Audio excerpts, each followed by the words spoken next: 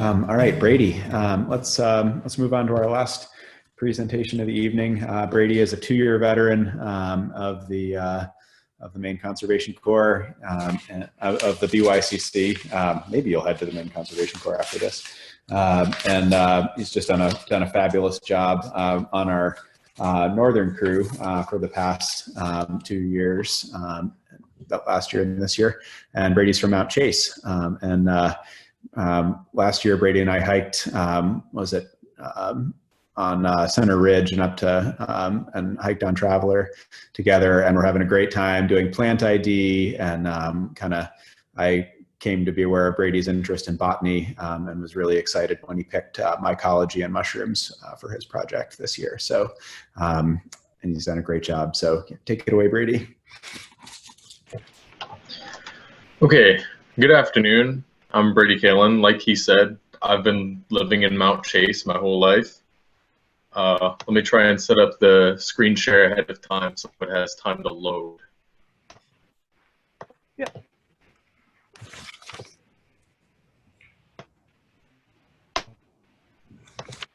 Is it coming through all right? It's on its way. There you go. Okay. Anyway, so yeah, I've lived in the Mount Chase area my whole life. I've spent a lot of time in the woods. My father's house was actually within walking distance of Mount Chase, so I spent a lot of time on mountains. And I've always appreciated the different plant species and mushroom species you'll find just from a higher elevation. It's incredible. So I've worked with the Baxter Youth Conservation Corps for 2 years. It's given me tons of experience to put on my resume. It's been incredibly useful with the workshops and everything I've earned from the past 2 years. I'm going to be putting towards college. I'm going to be going to the University of Maine at Fort Kent to study biology. And I've had an interest in mycology since a pretty young age. I remember when I was very little, I always found interest in the mushrooms, and I took a few mushroom walks with some experts, and they taught me quite a bit. And just last year while I was in the park, I noticed how different and how diverse the mushroom species are just from this short distance. You know, this area doesn't have nearly, just in Mount Chase, there you won't find some of the species that you can find in the park. So I spent these 6 weeks, at least 3 days a week, walking the trails and photographing any mushrooms that I found, and then I would take them home and I would identify them and then write description paragraphs for each one.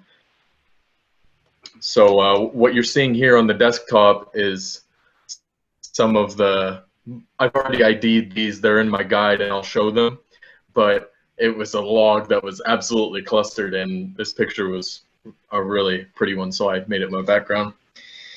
Anyway, so yes, my project was to create a useful guide to mushrooms in Baxter State Park, just a short one. You know, right now it's 29 pages. By the end of the week, I plan on adding at least 6 to 8 more species, but as of right now, it came along very nicely, and I'm very excited to show it. But before I do that, I'll show you my process. So as you can see over here, I've got 6 folders. And what I would do is I would take the pictures that I took from the trails, and I would upload them to my computer here. And in the Baxter mushroom folder, those are unidentified mushrooms. In the add to book folder in all caps, those are mushrooms that I haven't identified yet. I may have like a loose tag for them, but I'm not completely certain, and I need review from other sources. By the way, my sources include a very outdated guide from 1963 called A Guide to Mushrooms and Toadstools, if you can see that well. It is very outdated. The names have changed a lot, but it's been very useful because the illustrations are very intricate, and a quick search online will give you the updated name. So it's been very useful to me, and even more useful is a book that Aaron showed me and lent me for a while until I eventually bought my own because it was so useful. Mushrooms of the Northeast it's specifically tailored to the Northeast, you know, around Eastern Canada and Maine. So I've used mostly this book. And lastly, there is a small section about cooking edible mushrooms. It's got a disclaimer in the beginning of the book saying, it explains the whole, you know, take safety precautions when trying new mushrooms. We're not liable if you pick an incorrect species and get yourself sick. And it also goes through the procedure that if, you know, it tells you what to do if you do get sick after the first 4 hours, because usually that can lead to organ damage. But a mistake like that would be, okay, so this is the culinary book. It's specifically edible and medicinal mushrooms of New England, but the author was from Maine, and there was a lot of specific to Maine. You say you didn't see?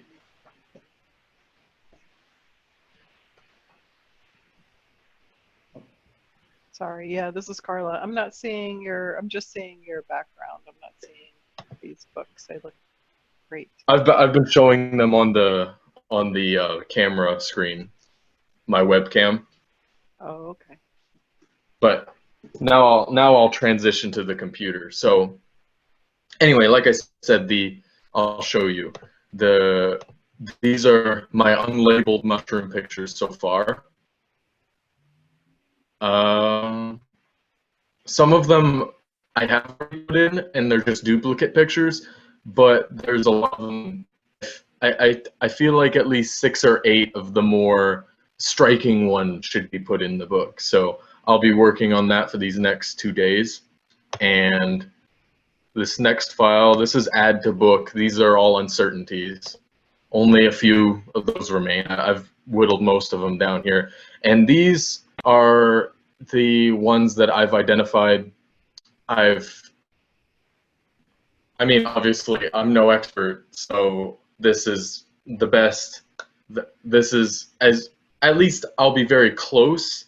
I can't guarantee with certainty that these are all correct, but I feel like most of them are.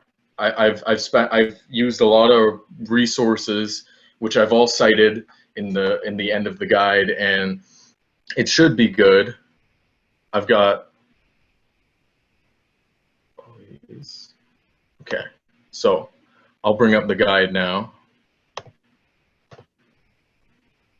So I titled it simply Mushrooms of Baxter State Park. Right now it's only a 29-page little miniature guide. By the end of it, probably late 30s, 40s pages. So we've got the title here. Here's the disclaimer section that talks about how toxic mushrooms can cause allergic reactions to some, illness to most everybody, and can cause death. So I said that Baxter State Park, Friends of Baxter State Park, and I are not responsible if someone incorrectly identifies a mushroom and gets sick off of it. And of course, I do explain the safety procedure in the book as well, for readers to know what to do if they happen to do that.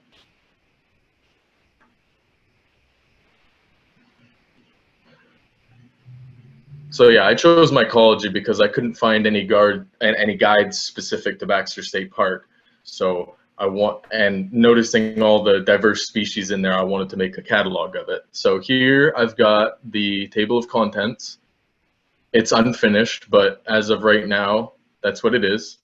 We've got edible, more common mushrooms here. Chaga you can make tea out of. It's not edible though. Chanterelles, everybody knows about that. Boletes, which are a fairly good family of mushrooms to start with, because for the most part, they're not poisonous. There are a few that are, the red colored ones specifically.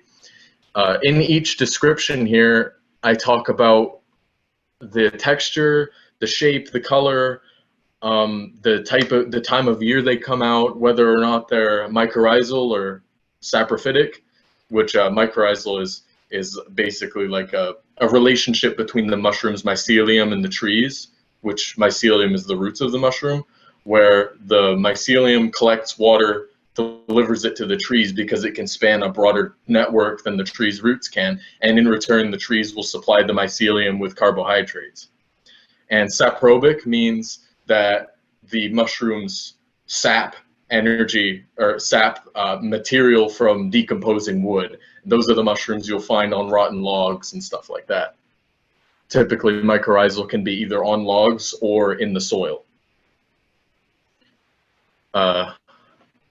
This is lobster mushroom. I was very excited to finally find this after hearing so much about it. And I just tried it today because I found some more behind my house, and it's delicious, but I don't recommend it unless you're certain of what it is and you have some more experience with the easier mushrooms starting out.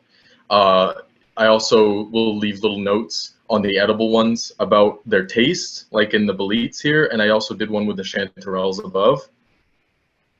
This is Lactatorius Dianos here.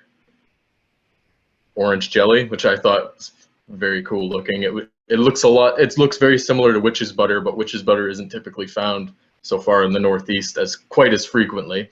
And this one I'm really proud of. This is the purple coral fungus that I found.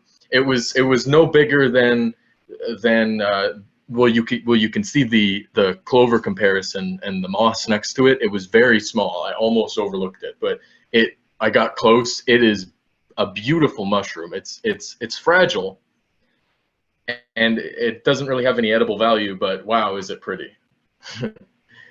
I was very excited to find that.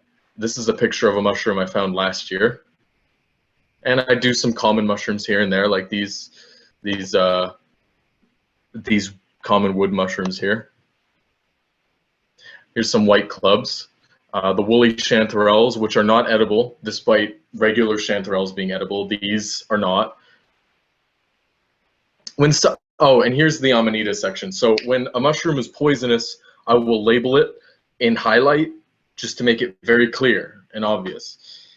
At first, I thought these two types of Amanitas were the same species, but no, I believe this one to be Flaviconia, and this one is a common Amanita muscaria, except it's not the red kind that everyone's familiar with, because here in the Northeast, we don't really get the red kind.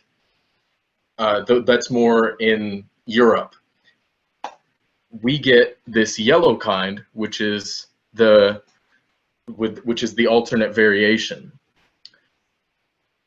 I also found another Amanita here, which I'm sort of uncertain about, as you can see from the labeling.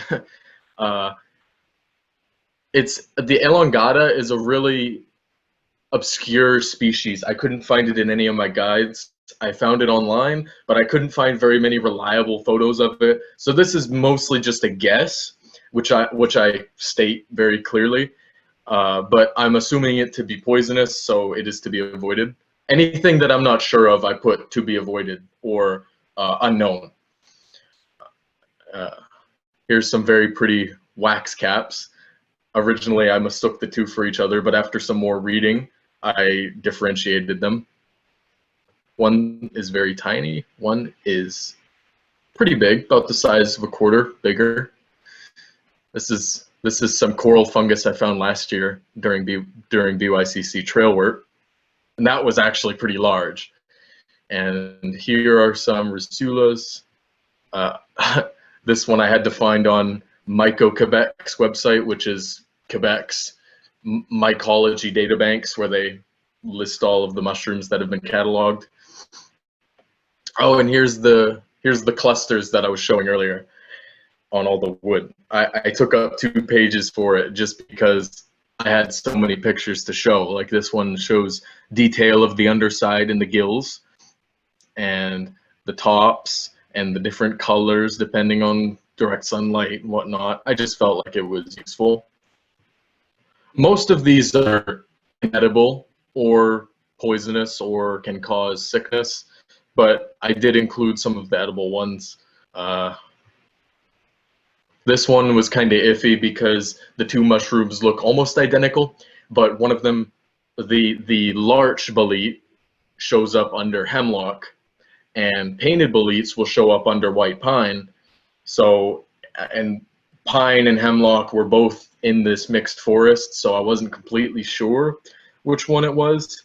So I just put either one. Both are edible, so there can't be any confusion there. If there would have been, I wouldn't have done this.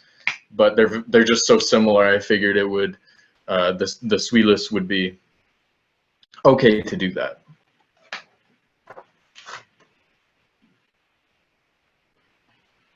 And here's the section about consuming wild mushrooms. It's a very brief section. I just talk about, in this yellow part, I discuss what to do if you notice symptoms. And then in the rest of it, I talk about when you first try a species, to try a small amount and wait about an hour to see if you're having an allergic reaction to it. And if you don't, you're usually okay to eat more, except for if it's toxic, and then the symptoms will begin to show up, according to my guide, between 4 and 24 hours. Most mushrooms can be cooked by themselves to really savor the flavor, but they've also been very good with meats, adding flavor to the meats and whatnot. Personally, when I pick a mushroom, I like to fry it by itself, saute it, but you can do all kinds of stuff with it. You can make it into a stew. There's all kinds of recipes out there. It's good to look up specifically which species you're dealing with before you cook them, online or in your guide, or if you have a culinary book like I do. It's very useful to find out which oils and wines go with your type of mushroom and which ones don't really work. This is where the unidentified fungi will go. Once I'm finished and I've decided which ones are just okay, I'm not going to find these, I will put them here, but I'm going to try to get as many as I can before I have to do this. And to finish it off, this is my Works Cited. I've got the 3 books, and the rest are online articles that I've used. I've used mostly a website created by an author of a mushroom guide called Mushroom Expert, and I've used Myco and then some other lesser known websites here and there. But mostly I referred to my 3 books. So, Thanks, Brady. that concludes that. If there's any questions, I've got all my experiences cataloged in this journal here. So if there's any questions, I can pull things up pretty quick. And of course, it's fresh in my memory. So Thanks so much, Brady. Good job. All right, Sylvia, you have a question? So when you were talking about the different kinds of amanitas, I was wondering how you were able to tell the difference from the 2. Ah, okay.